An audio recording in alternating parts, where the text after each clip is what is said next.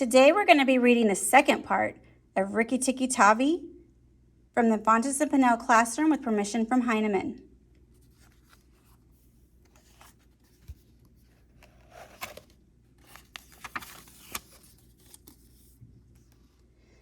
Teddy carried him to bed and insisted that Rikki Tikki sleep under his chin. But soon as Teddy was asleep, he went for his nightly walk around the house. And in the dark, he ran up against Chuchundra, the muskrat, creeping near the wall. Chuchundra is a scared little beast. He whimpers and cheeps all night, trying to make up his mind to run into the middle of the room, but he never gets there. "Don't kill me," said Chuchundra. "Rikki Tikki, don't kill me." "Do you think a snake killer kills muskrats?" asked Rikki Tikki scornfully. "Those who kill snakes get killed by snakes," said Chuchundra. "And now, how am I to be sure Nag won't mistake me for you some dark night?" "There's no danger," said Rikki Tikki. "Nag is in the garden, and you don't go there." "My cousin the rat told me," said Chuchundra, and then he stopped. "Told you what?" "Hush, Nag is everywhere. Rikki Tikki, can't you hear?" Rikki Tikki listened. The house was as still, but he could just catch a soft scratch sound, a noise as quiet as the footsteps on a fly of a window pane. The dry scratch of a snake's scales on brick. "That's Nag, or Nagaina," he said, "and whoever it is crawling into the bathroom drain. Thank you, Chuchundra."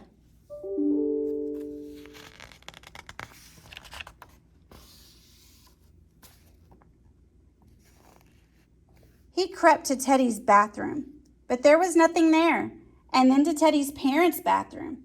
At the bottom of the plaster wall, there was a brick pulled out to make a drain for the bathwater, and as Rikki Tikki listened, he heard Nag and Nagaina whispering together in the moonlight.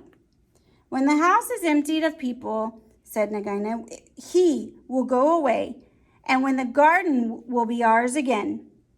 Go in quietly and remember that the big man who killed Karite is the first one to bite. Then come out, and we will hunt for Rikki Tikki." "But are you sure we must kill the people?" asked Nag. "Yes. When there were no people in the house, did we have a mongoose in the garden? As long as the house is empty, we are king and queen of the garden. Remember that as soon as our eggs hatch, our children will need room and quiet." "I had not thought of that," said Nag. "I will go, but there's no need to hunt for Rikki Tikki. I will kill the man and woman and the child if I can. Then the house will be empty and Rikki Tikki will leave."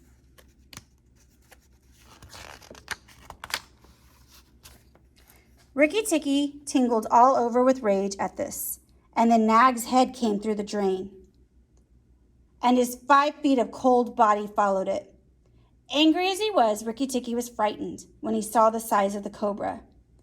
Nag raised his head and looked into the bathroom, and Rikki could see his eyes glitter in the dark. "When Karite was killed, the man had a stick," said the snake. "But when he comes to bathe in the morning, he won't have it. I'll wait here till he comes. Nagaina, do you hear me? I'll wait here till daytime." There was no answer, so Rikki Tikki knew Nagaina had gone away. Nag coiled himself down, coil by coil, around the bottom of the water jar that was used to fill the bath. Rikki Tikki stayed as still as death. After an hour, he began to move, muscle by muscle, toward the jar. Nag was asleep, and Rikki Tikki looked at him, wondering how to attack. "If I don't break his back at the first jump," thought Rikki, "he could still fight. And if he fights, oh, Rikki."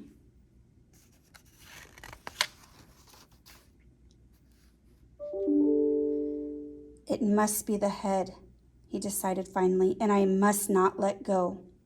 Then he jumped. As he bit, Rikki braced his back against the water jar to hold down the snake's head. Then he was battered back and forth as a toy is shaken by a dog, back and forth, up and down and around in circles, but he held on as the snake's body whipped across the floor and banged against the side of the bathtub. He closed his jaws tighter and tighter, for he was sure he would be banged to death, and for the honor of his family, he wanted to be found with his teeth locked. He was dizzy, aching, and felt shaken to pieces when something went off like a thunderclap just behind him, and red fire singed his fur. Teddy's father had been wakened by the noise and had fired a shotgun into Nag. Rikki Tikki held on with his eyes shut, and for now he was sure he was dead. But the man picked him up and said, "It's the mongoose again. The little guy has saved our lives now."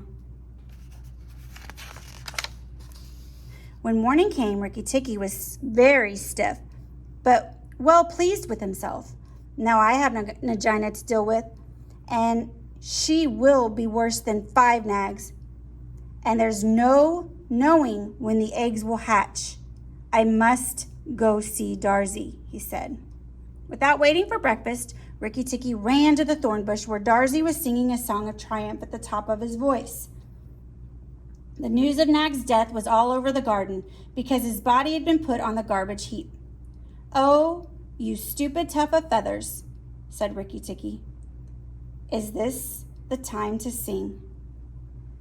"Nag is dead, dead, dead," sang Darzy. The valiant Rikki Tikki caught him by the head and held tight. The big man brought the bang stick and Nag broke in 2 pieces. "He will never eat my babies again." "You're safe enough in your nest there," said Rikki Tikki, "but it's war for me down here. Stop singing a minute, Darzy." "For the great Rikki Tikki's sake, I will stop," said Darzy. "What is it, O killer of the great Nag?" "Where is Nagina?" "On the garbage heap by the stables, mourning for Nag, great Rikki Tikki of the great white teeth." "Never mind my white teeth. Do you know where she keeps her eggs?" "In the melon bed on the end nearest the wall, where the sun strikes nearly all day. Rikki Tikki, you're not going to eat her eggs."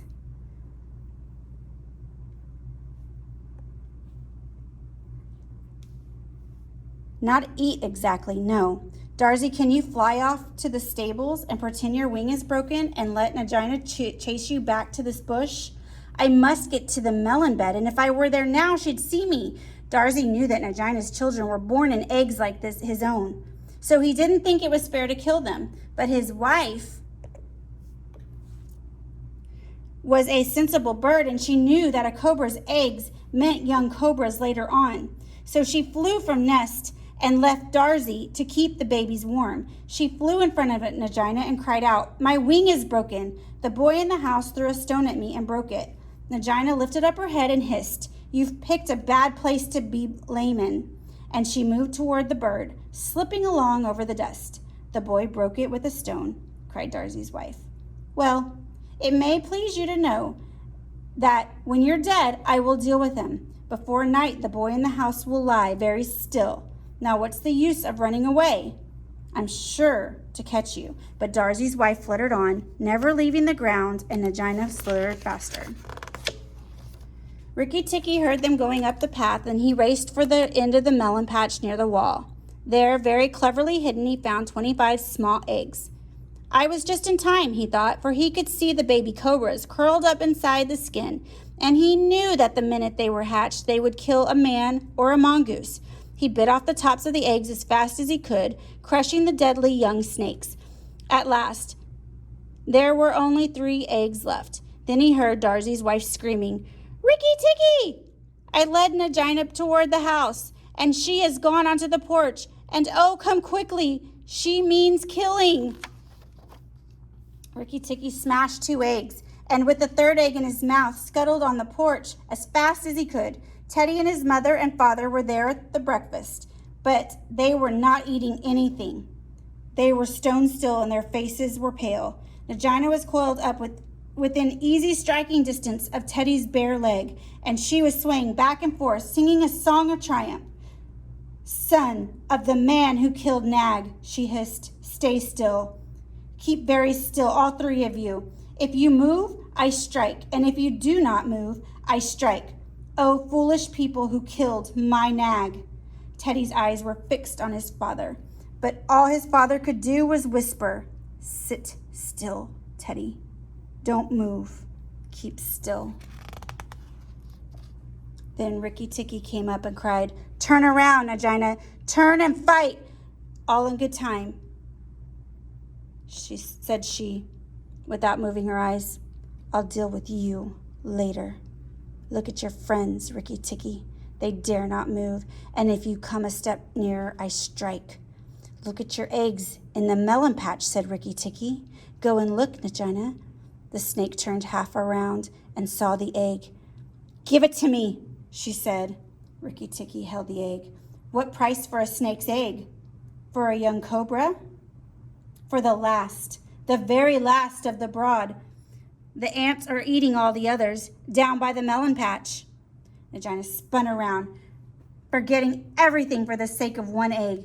And Rikki Tikki saw Teddy's father grab Teddy by the shoulder and drag him across the table with the teacups out of reach of Nagina. "Tricked, tricked, tricked!"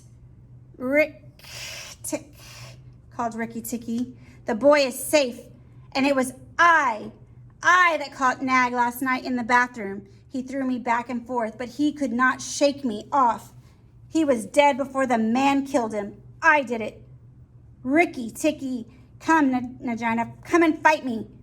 Nagina saw that she had lost her chance of killing Teddy, and the egg lay between Rikki Tikki's paws.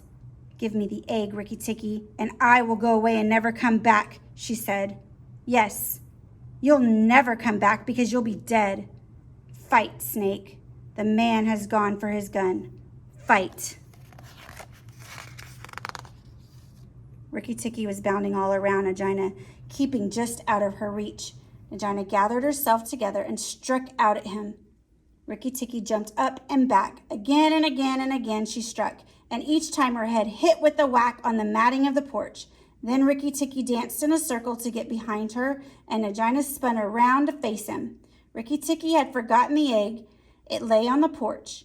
Nagina came nearer and nearer to it, till at last, while Rikki Tikki was taking a breath, she caught it in her mouth, turned to the steps, and flew down the path with Rikki Tikki behind her. Rikki Tikki knew he must catch her, or all the trouble would begin again. She headed straight for the long grass by the thorn bush, and as he was running, Rikki Tikki heard Darzee still singing his song of triumph. But Darzee's wife was smarter. She flew off her nest as Nagina came along and flapped her wings at Nagina's head. Nagina only lowered her head and went on. But the instant's delay let Rikki Tikki catch up to her, and as she plunged into the hole where she and Nag used to live, his little white teeth were clenched on her tail. Rikki Tikki went down with her, and very few mongooses, however wise and old they may be, care to follow a cobra into its hole. It was dark in the hole, and Rikki Tikki never knew when it might widen and give Nagina room to turn and strike at him. When the grass by the mouth of the hole stopped waving, Darzee said, "It's all over with Rikki Tikki. We must sing his death song, for Nagina will surely kill him underground." So he sang a very mournful song that he had just made up, and right at the saddest part, the grass quivered again. And Rikki Tikki dragged himself out of the hole, leg by leg, licking his whiskers. Rikki Tikki shook some of the dust out of his fur and sneezed. "It's all over," he said. "The snake will never come out again." And the red ants that lived between the grass stems heard him and began to troop down the hole to see if he had spoken the truth. When Rikki got to the house, Teddy and Teddy's mother and Teddy's father came out and almost cried over him. And that night he ate everything that was given to him until he could eat no more. He went to bed on Teddy's shoulder, where Teddy's mother saw him when she looked in late at night. "He saved our lives," she said to her husband. "Just think, he saved all our lives." Rikki Tikki woke with a jump, for all mongooses are light sleepers. "Oh, it's you," said he. "What are you awake for? All the cobras are dead, and if they aren't, I'm here." Rikki Tikki had a right to be proud of himself, and he kept the garden as a mongoose should keep it, with tooth and jump and spring and bite, till never a cobra dared show its head inside the walls. The end.